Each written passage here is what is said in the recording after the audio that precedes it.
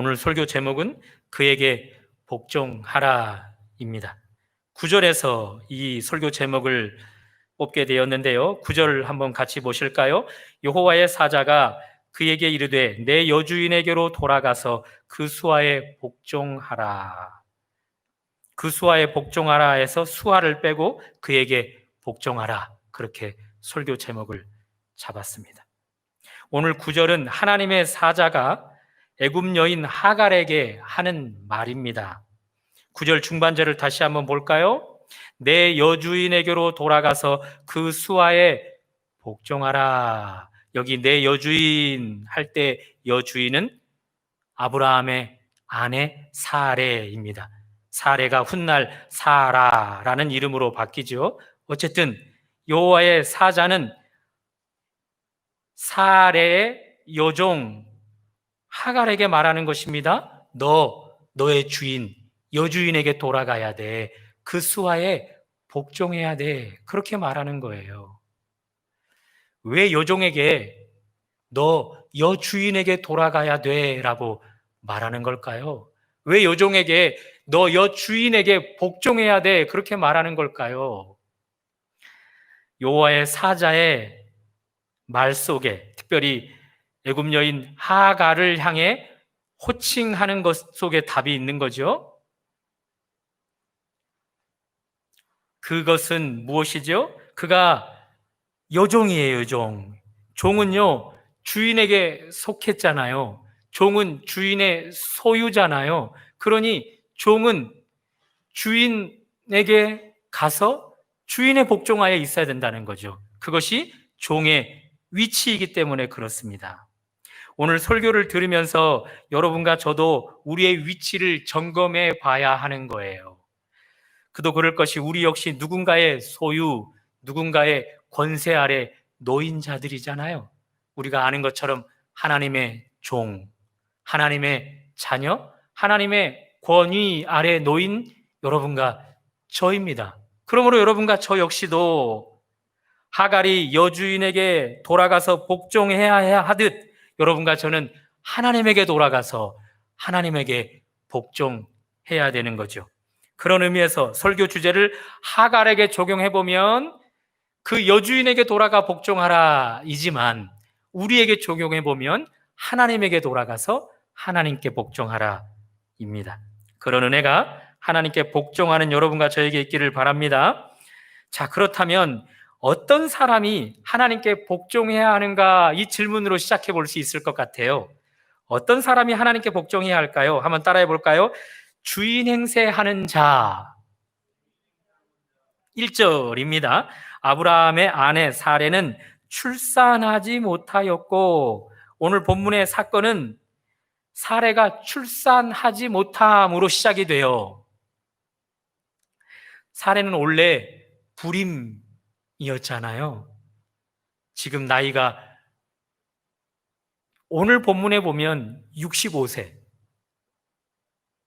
죄송해요. 그렇죠. 오늘 본문에 보면 65세. 그녀가 지금까지 불임으로 자식을 하나도 갖지 못했던 거죠. 죄송해요. 오늘 본문으로 보면 75세예요. 그런 그에게 어느 날 하나님이 약속해 주셨어요. 너와 아브라함 사이에 아들이 있을 것이라고. 그리고 그 아들 후손은 하늘의 별처럼 바닷가의 모래처럼 무수할 것이라고 약속해 주셨어요. 이 사레는 그 약속을 철석같이 믿었고 그리고 그 약속이 이루어지기를 계속해서 사모하며 기다렸습니다. 그러기가 10년이 지나버렸어요. 3절 중반절을 같이 보실까요? 3절 중반절. 아브라함이 가나안 땅에 거주한 지 10년 후였더라. 그러니 약속을 해주신 것, 자식을 낳게 하겠다라는 그 약속을 오늘 본문보다 10년 앞서서 해주신 것이죠. 그런데 10년 동안이나 그 약속이 응답되어지지 않았던 거예요. 10년이면 강산도 변한다 하잖아요. 너무 오랜 시간 기다리다 지쳐버렸을까요? 사레가 주인 행세하기 시작합니다. 2절을 보십시오. 2절. 사레가 아브라함에게 이르되 여호와께서 내 출산을 허락하지 아니하셨으니. 다시 한번 보십시오. 사레가 아브라함에게 이르되 여호와께서 내 출산을 허락하지 아니하셨으니. 출산을 누가 허락해 주지 않는다고요? 사레는 분명하게 말해요. 내 출산 하나님이 허락해 주지 않고 있다. 그러므로 태문을 여는 것 누가 주장한다라고 인정하고 있는 거죠? 하나님이 열고 닫고 함을 인정해 드리는 고백을 하고 있어요. 그러므로 내 출산이 가능함, 불가능함, 그거 하나님 손에 있다는 거죠. 내 출산의 영역, 내가 주인이 아니라 하나님이 주인이십니다라고 고백하고 있는 거잖아요. 그런데 그녀가 말은 분명 하나님께서 그 영역의 주인이십니다라고 고백했는데 그 영역을 자기가 주장하기 시작합니다. 2절 중반절을 계속해서 보시면 원하건대 내 여종에게 들어가라. 내가 혹 그로 말미암아 자녀를 얻을까 하노라. 여종 하가를 통해서 출산의 영역을 내 마음껏 주장하기를 원한다는 거죠. 당시 종, 노예는요, 철저히 주인의 소유물이었어요. 그래서 주인이 마음껏 종을 부릴 수 있는 거예요. 오늘 사레에게서 보는 것처럼 사레가 하갈, 그의 요정을 마음대로 부리잖아요. 출산을 하고 말고 자식을 낳고 못 낳고도 주인의 손에 달려 있는 거예요. 그래서 그 요종 하갈을 그의 남편에게 주고 있어요.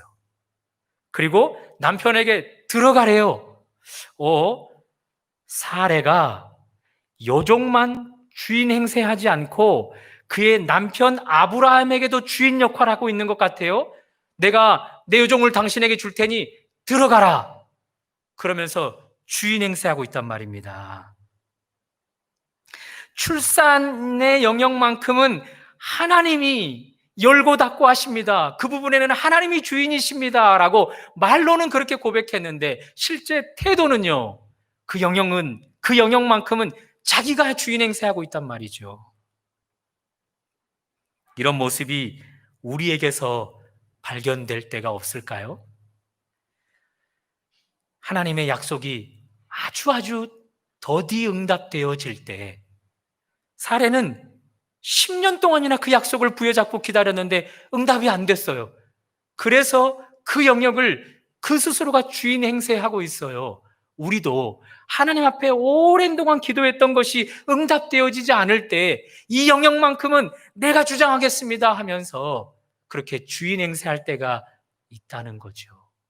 여러분과 저 공이 하나님이 나의 주이십니다. 나의 하나님이십니다. 고백했잖아요. 말로는 그렇게 하나님이 여러분과 저의 주인이라고 고백해 드렸잖아요. 그런데 삶의 모습 속에는요, 하나님이 주인 되게 하지 않고 우리의 삶의 영역 가운데 우리가 주인 행세할 때가 많다는 거예요.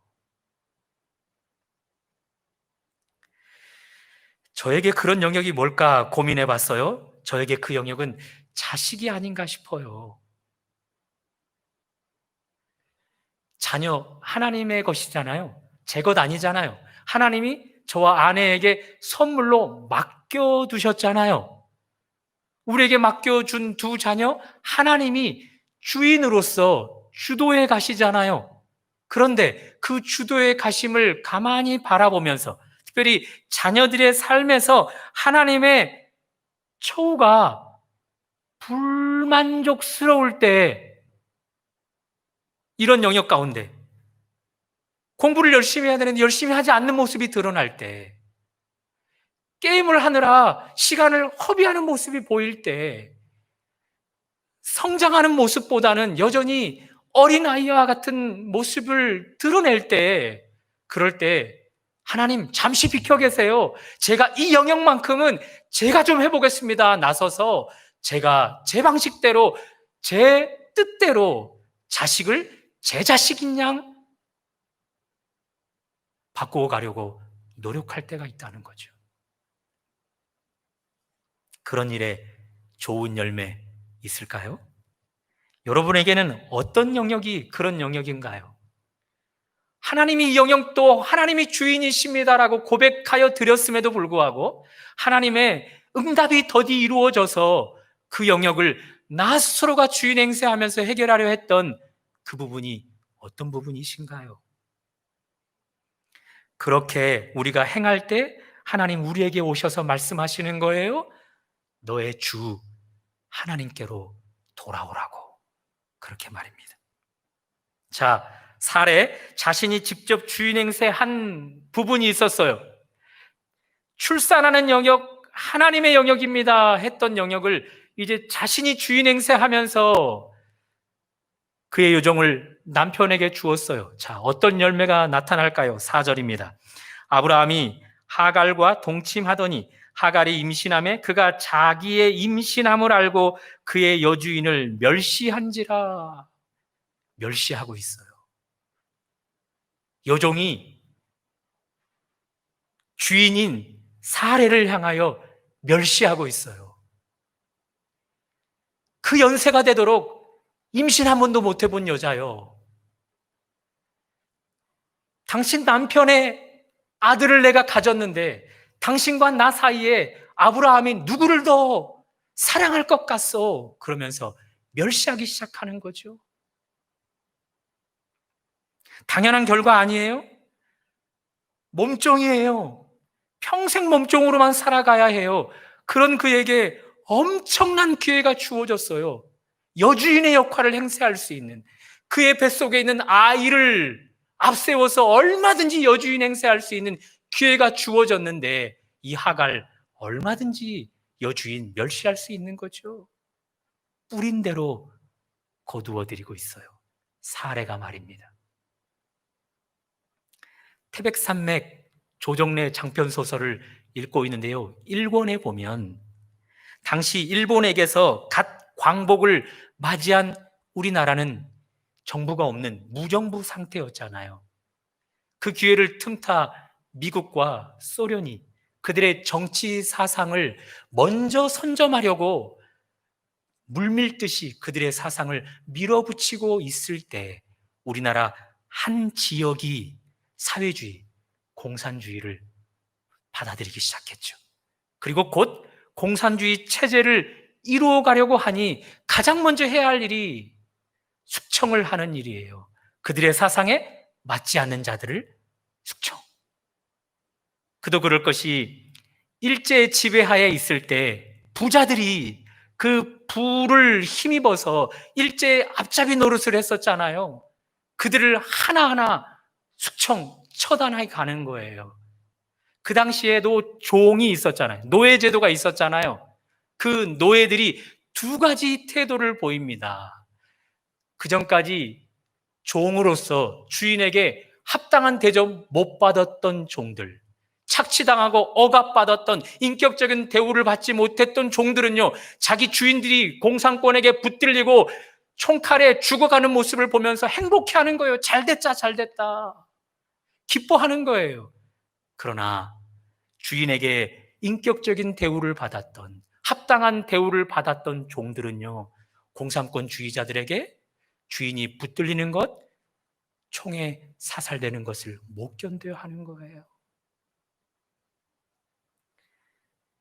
애굽 여인 하갈 여종, 여주인 사레에게서 평상시 억압, 착취 받아왔었던 것은 아닐까요?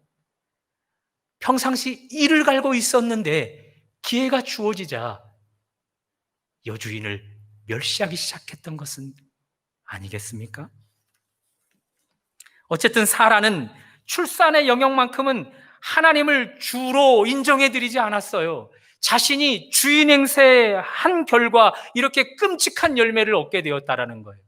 하나님이 주신 모든 주의가 흔들리고 깨뜨려질 위기 상황 가운데 놓이게 된단 말입니다. 앞에서 말씀드렸어요. 자식만큼은 하나님이 주도해 가시는 것에 못마땅할 때가 있단 말이에요. 그래서 종종 제가 주인 행세할 때가 있어요. 그러면서 이런 섬뜩섬뜩 두려운 생각이 들어요. 내가 너무 자식에게 주인 행세한 결과 하나님의 자녀인 우리 자식들에게서 하나님다움이 드러나지 않고 인간, 약점을 가진, 한계를 많이 가진 부모의 단점이 더 많이 드러나고 있는 것은 아니겠는가? 그것 때문에 자녀들이 하나님 만나는 일이 멀어지고, 그것 때문에 자식들이 사춘기 과정을 통과해 가면서 부모에게 불평하는 일들이 더 많아지는, 그런 일들이 내가 너무 하나님보다 주인 행세하려다가 만들어지는 결과물은 아니겠는가? 그런 두려운 생각이 든다는 거죠. 여러분은 어떤 영역이십니까?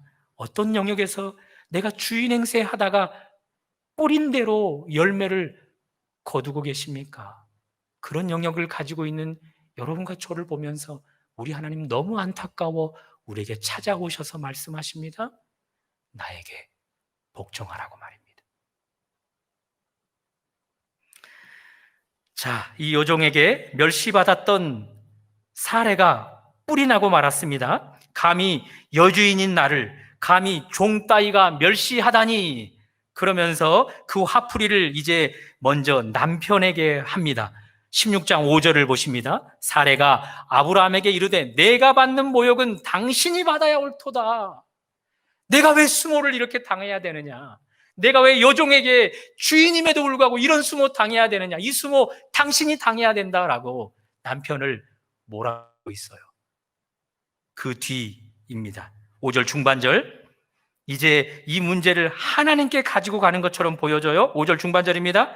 그가 보이시나요?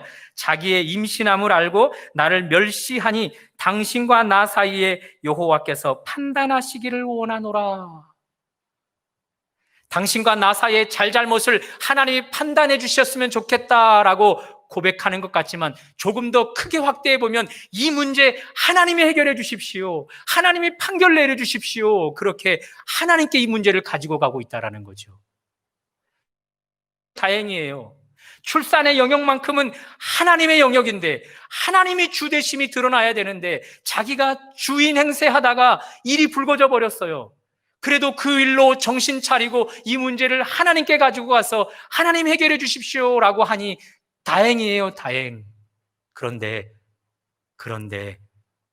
그의 태도를 계속해서 보십시오.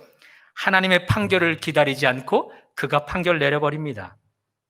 6절 하반절입니다.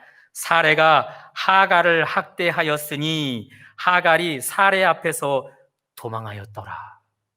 감히 종주제에 나를 멸시해? 그러면서 받은 대로 동일하게 갚아주는 거예요. 아니요, 사람을 한 대 맞으면 두 대를 때리고 싶잖아요. 그러니 받은 것보다 더 많은 보복을 그 여종에게 했겠지요. 다시 말씀드려서 사례는 이 문제의 해결 하나님 손에 있습니다. 하나님이 문제의 키를 갖고 있습니다. 하나님만이 주인이십니다. 말로는 그렇게 고백했는데 뒤돌아서 그의 여종을 보자 다시 화가 났고 하나님의 응답을 기다리지 못하고 그 문제를 스스로가 해결해 버려요. 그 문제를 스스로가 주인 행세하고 있단 말이죠. 그러니 사례에게서 보이는 특징은요, 말로는 하나님이 주인이십니다, 이 영역에 하나님이 주인이십니다라고 그렇게 멋들어지게 말하는데 그의 모든 삶에는요 하나님을 주인으로 인정하는 영역이 없어요. 하나같이 다 스스로가 주인 행세하고 있단 말이죠. 우리도 그럴 때가 있어요. 신앙의 영적 영역 가운데 하나님 역할 내가 하다가 문제가 불거지면 하나님 잘못했습니다 라고 기도의 자리로 그 문제를 가지고 가잖아요. 하나님 용서해 주세요, 이제 이 문제 하나님이 해결해 주세요 라고 기도의 자리에 그 문제를 가지고 가잖아요. 거기까지 참 우리는 잘해요, 그렇죠? 그런데 또 잘하는 것이 있지요. 기도의 자리에서 떠나 삶의 현장으로 가면 내 눈앞에 문제가 보여진단 말이죠. 하나님이 그 문제를 해결해 줄 때까지 인내하고 견뎌야 하는데 못 기다려요. 그래서 그 문제 또 내가 해결해 버리지요. 기도로는 하나님만이 해결해 줄 수 있습니다라고 고백했는데 돌아서서 그 영역 하나님이 아닌 내가 하겠습니다 이렇게 돼버리는 거죠. 그러니 사례에게서 보여지는 모습이 동일하게 우리에게도 있어요. 말로는 그럴듯하게 하나님이 내 모든 삶의 영역의 주인이십니다 고백하는데 삶의 영역은, 행동은 그 모습이 없어요. 그런 안타까운 우리를 보시면서 하나님이 나에게 복종하라 그렇게 말씀하고 계시는 것입니다. 어떠세요? 사례에게서 우리의 모습을 보셨습니까? 분명 말로는 이 영역 하나님의 영역입니다 라고 인정하여 드리는데 행위 속에서는 그 영역을 내가 주인 행세하고 있는 것, 여러분 지금까지 경험해 오셨잖아요. 그 문제가 불거져서 이 문제 하나님이 이제 해결해 줄 수 있습니다라고 기도는 하지만 기도의 자리에서 또 돌이키면 그 영역 또 내가 주인 행세하고 있는 그런 나의 모습, 그런 여러분과 저의 모습 오늘 사례를 통해 보셨습니까? 어떻게 해야 할까요? 오늘 하나님의 사자가, 아니 하나님이 여종 하갈을 찾아오셔서 그 문제를 해결해 가십니다. 자, 8절입니다. 다 같이 읽어봅니다. 시작. 이르되 사레 여종 하갈아 내가 어디서 왔으며, 거기까지 조금만 앞에 부분 한 번 다시 읽어볼까요? 이르되 사레 여종 하갈아, 뭐라고 불러요? 사레 여종 하갈아 그렇게 불러요. 앞에 문구를 빼고 하갈아라고 불러도 되잖아요. 그런데 굳이 사레 여종 하갈아 그렇게 불러요. 그녀의 정체성을 분명하게 인지시켜 주는 거지요. 너는 종이야. 누구의 종? 내 여주인 사레의 종이야. 그것을 인지시켜 주고 있어요. 여러분, 그때부터 문제가 해결되어지는 거예요. 여러분과 저의 정체성, 그것을 알기 시작할 때부터 우리가 주인 행세했던 것, 문제가 불거져 버렸던 것, 그때부터 해결되어지는 거예요. 안타깝게도 여러분과 제가 하나님의 주되심을 인정하기보다 내가 주인 행세했던 일들로 일이 불거져 버려서 그 일들로 안타까워할 때 우리 하나님이 우리에게 찾아오셔서 말씀을 걸어오십니다. 특별히 말씀을 걸어오실 때 우리의 정체성을 분명히 인지시켜 주십니다. 이렇게 말입니다. 너 하나님의 종 누구누구야. 그렇게 부르신다라는 거죠. 그냥 우리의 이름을 부르지 않아요. 너 누구누구의 종 누구누구야 라고 부르시는데 그 누구누구의 자리에 하나님이 들어가시는 거죠. 나의 종 종수야. 나의 종, 여러분의 이름을 그렇게 넣어서 부르시는 것입니다. 여러분과 제가 주인 행세하다가 문제가 불거져 버렸을 때 우리 하나님 그렇게 우리의 정체성을 확인시켜 줄 때 우리가 분명히 깨달아야 합니다. 그렇지. 나의 주인은, 내 삶의 모든 영역의 주인은 하나님이시지. 그렇게 고백하여 드려야 합니다.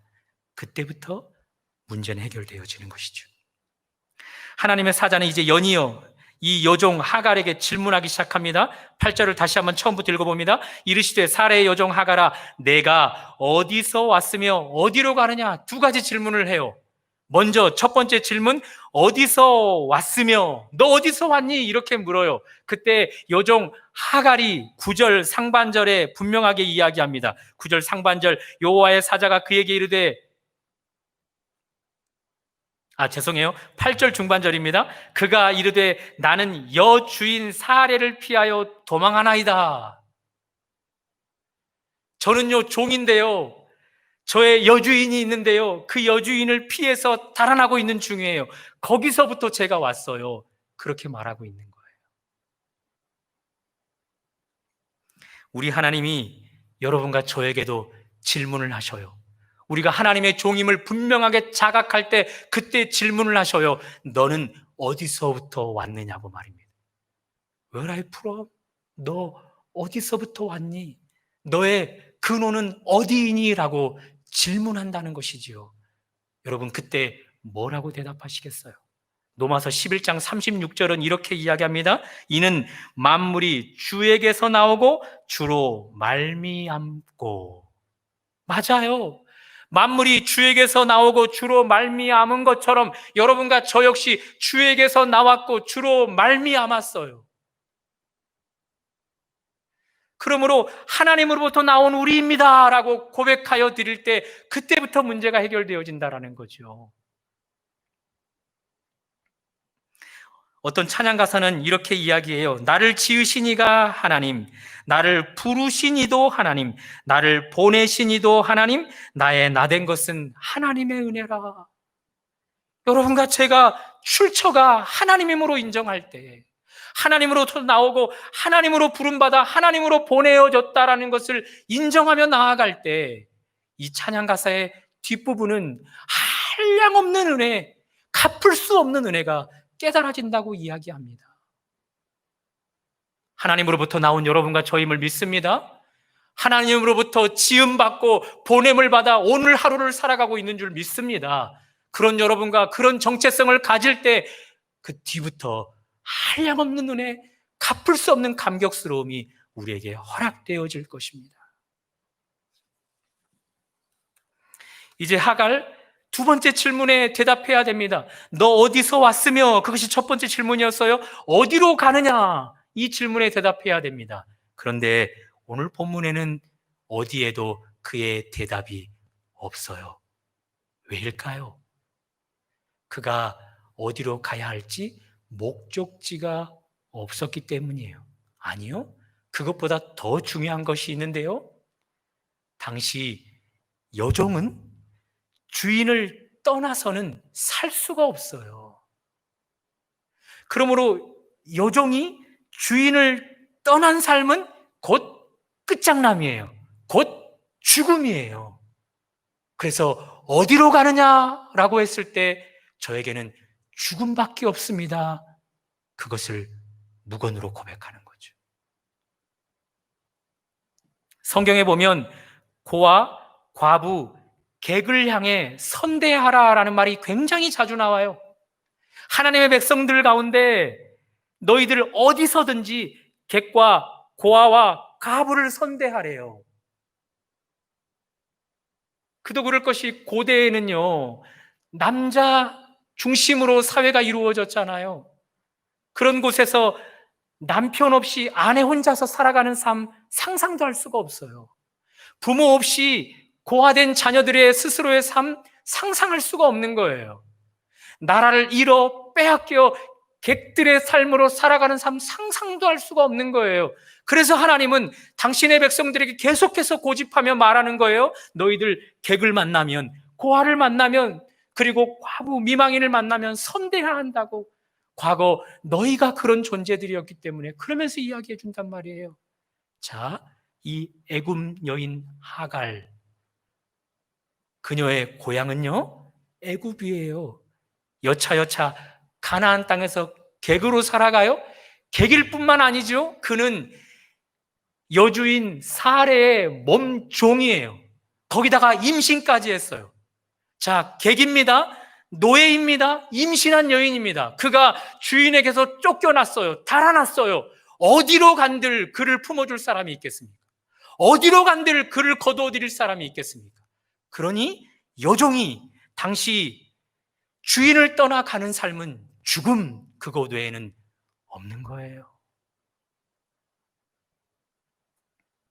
사랑하는 여러분, 오늘 하나님이 주인 행세하다가 문제가 불거져 버려서 그 일로 하나님과 점점 멀어져 가고 있는 여러분과 저를 향해 묻는 거예요. 너희들 어디로 와서, 어디서부터 와서 어디로 가냐고. 그 어디로 가냐라는 질문 가운데 여러분 뭐라 대답하시겠어요? 여러분과 저의 궁극적인 고린 지점은 천국, 지옥 두 가지밖에 없어요. 다른 길은 없습니다. 천국은 아무나 가는 것이 아니에요. 나를 지으시고 나를 부르시고 나를 보내신 분이 하나님, 그리고 내 모든 삶의 주인은 하나님으로 인정하는 자가 하나님과 함께 천국으로 가는 거예요. 하나님을 인정하지 않고 그 나의 모든 영역 가운데 내가 주인 행세하는 자는요, 결국은 지옥밖에 가지 못하는 거예요. 안타깝게도 여러분과 저는 우리의 영역 가운데서 하나님이 주인이심에도 불구하고 말로는 주인이십니다라고 고백했는데 삶의 영역 가운데서는 주인 행세한 영역이 많아서 우리는 잘못하면 지옥으로 떨어질 수 있단 말입니다. 하갈처럼 이대로 가다가는 죽음, 그것밖에 없어요. 영원한 죽음, 지옥밖에 없어요. 그 자각을 우리가 가질 때에 비로소 하나님의 처방이 내려집니다. 9절입니다. 다 같이 읽어봅니다. 시작. 여호와의 사자가 그에게 이르되 내 여주인에게 돌아가서 그 수하에 복종하라. 종은 여주인에게 돌아가야 돼요. 종은 여주인의 소유물이에요. 여주인의 권세 아래 놓여있는 위치에 있기 때문에 그래요. 그곳으로 가야만 생명이 있어요. 그곳으로 가야만 삶의 풍성함이 있어요. 동일해요. 여러분과 저는 하나님의 종이에요. 종은 주인 권세 아래, 권위 아래 놓여 있을 때 죽음이 아닌 생명이 있어요. 끝장남이 아닌 영원한 삶이 허락되어져요. 그것을 믿으시고 하나님이 주인이신데 내 영역 가운데 주인 행세하다가 하나님과 멀어져 지옥을 향하여 가고 있었던 여러분과 제가 이제는 돌이켜 우리의 참 주인 하나님 앞에 돌아가 복종할 수 있기를 주님의 이름으로 축원합니다.